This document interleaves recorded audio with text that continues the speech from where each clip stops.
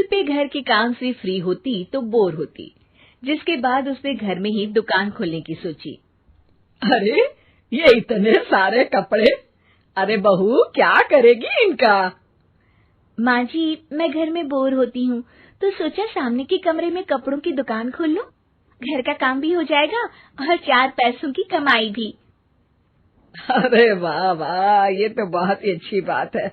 मैं भी तेरी मदद कर दिया करूंगी। वाह माँ जी, तब तो मजा आ जाएगा। अब हम दोनों मिलकर खूब पैसे कमाया करेंगे। अब क्या था, सास बहू का काम चल पड़ा। एक दिन, अरे राकेश की माँ, सुनती हो? कहाँ चली गई? भूख के मारे पेट में चूहे कूद रहे हैं। अरे नंदिनी, कहाँ हो? भूख लग रही है। पापा कहाँ है माँ? पता नहीं बेटा, भूख लग रही है। आज तो किसी ने चाय भी नहीं पूछी। तभी सास बहू घर के अंदर ढेर सारे सामान के साथ आती हैं और वो भी हंसती हुई। अरे वाह बहू, ये तो बड़ी अच्छी मार्केट दिखाई तूने। बड़ा ही सस्ता सामान था।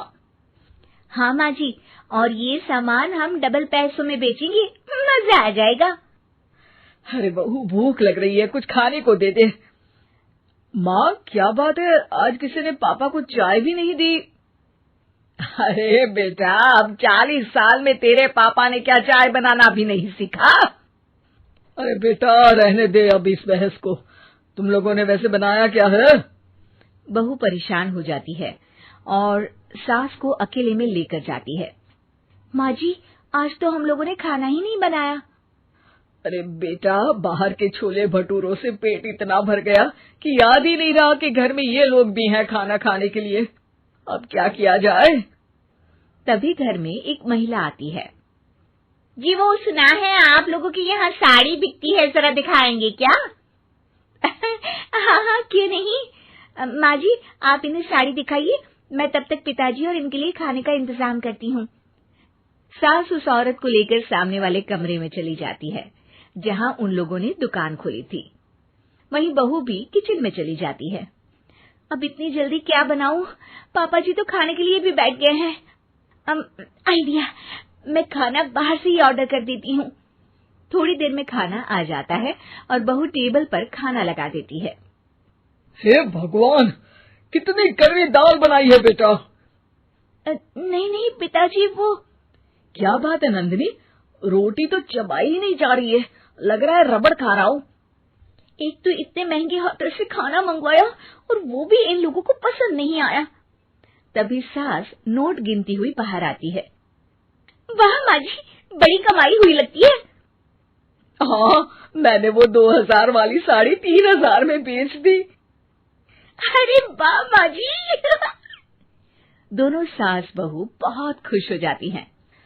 मेरे पेट में ना बेटा जोर का दर्द हो रहा है। अरे माँ, क्या हुआ? पेट में दर्द? बाहर का कुछ खाया था क्या? मैदा तो नहीं खा लिया? मैंने छोले भटूरे खाए थे। माँ क्यों खाए? आपको तो पता है कि आपको मैदा सूट नहीं करता। चलिए माँ को डॉक्टर के पास ले जाते हैं। तभी अंदर से पापा की आवाज आती है। हे भगवान, मेरा तो पेट खराब हो गया। सब पिताजी के पास जाते हैं। पिताजी, आपको क्या हुआ? खाना बासी था शायद।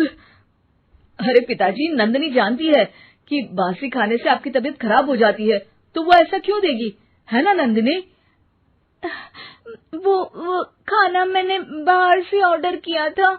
मैं और माँ दुकान का सामान लेने गए थे, इसलिए खाना नहीं बना पाए। क्या नंदिनी, दुकान के चक्कर में तुमने तो सारे घर का हाल बिगाड़ रखा है। चलो अब माँ और पापा को लेकर अस्पताल चलते हैं। अस्पताल में जाने पर डॉक्टर कहते हैं, हाँ, इन दोनों को तो एक दिन के लिए एडमिट करना पड़ेगा। क्या? क्यों? पेट ही तो खराब है ना। हाँ, तो घर ले जाइए ना, अगर लग रहा है कि कोई बड़ी बात नहीं है और हम सिर्फ पैसा कमाने के लिए इन लोगों को एडमिट कर रहे हैं। नर्स, जरा इन लोगों को बिल तो दे देना। चलिए मैं आप लोगों को पैकेज समझा देती हूँ। जब बहू के हाथ में बिल आता है, हे भगवान, 60,000 रुपए! इतना तो मैंने कमाया भी ना था। अब समझ गई कि कमाई के चक्कर में घर के लोगों की सेहत के साथ मैं खिलवाड़ कर रही थी। बहू के हाथ। घर की बहू शीना को इस बात का बड़ा घमंड था कि जिस काम में वो हाथ डालती थी वो काम अच्छा हो ही जाता है। शीना की हर बात में हाथ का इस्तेमाल जरूर होता था। एक दिन शीना का पति आकाश उससे कहता है, कल जो वो भिंडी बनाई थी ना तुमने, वाह वाह वाह वाह, मजे आ गए। मैंने अपने हाथों से बनाई थी। मेरे हाथों में वैसे भी जादू है, जिस चीज को छू लेती हूँ सोना बन जाती है। अब ये थोड़ा ज्यादा हो रहा है। मतलब अगर हर चीज को छू के सोना ही बना देती हो तुम, तो हमारे नाम के पीछे भी अंबानी ही लगा देते हम। चुप रहो, मुंह पे हाथ रख लो, कुछ भी बोलते रहते हो। शीना की सास बगिया से पूजा के लिए फूल चुन रही थी। सुंदर, अति सुंदर, कितने प्यारे गुलाब के फूल हैं। भगवान जी खुश हो जाएंगे। मैंने अपने हाथों से जो पौधा लगाया था, मेरे हाथों की कोई भी चीज बेकार नहीं जाती।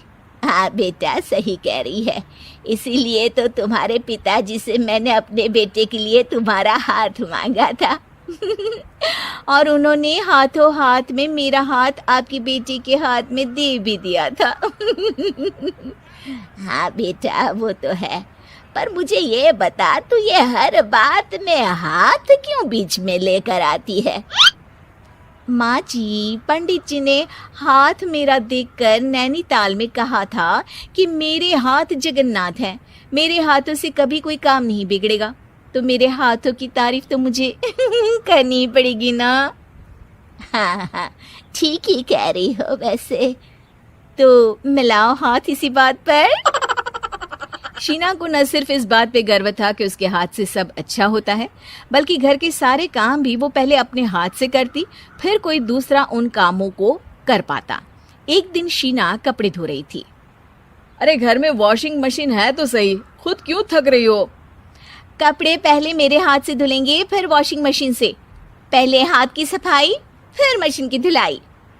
अगर आज डाकू गब्बर सिंह होता ना, तो वो ये हाथ मुझे दे दे ठाकुर तुमसे जरूर कहता, और मैं तो दिलवा भी देता तुम्हारे हाथ।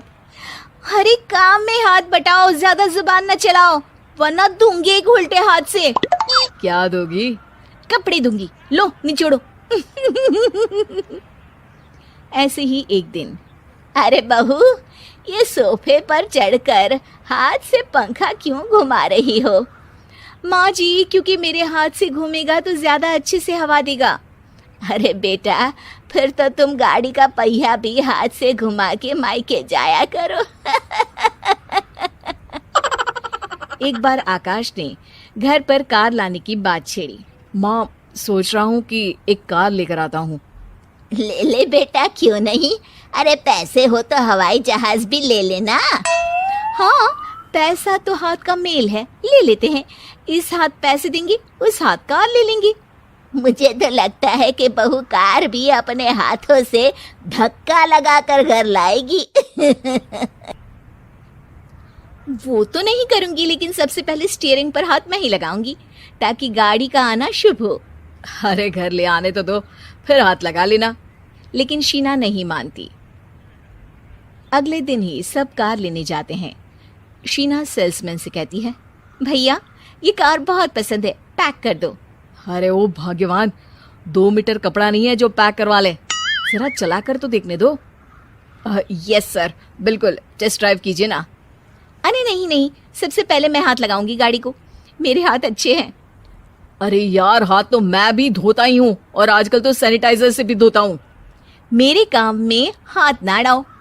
अरे टांग ना अड़ा होता है भाग्यवान, हाथ नहीं।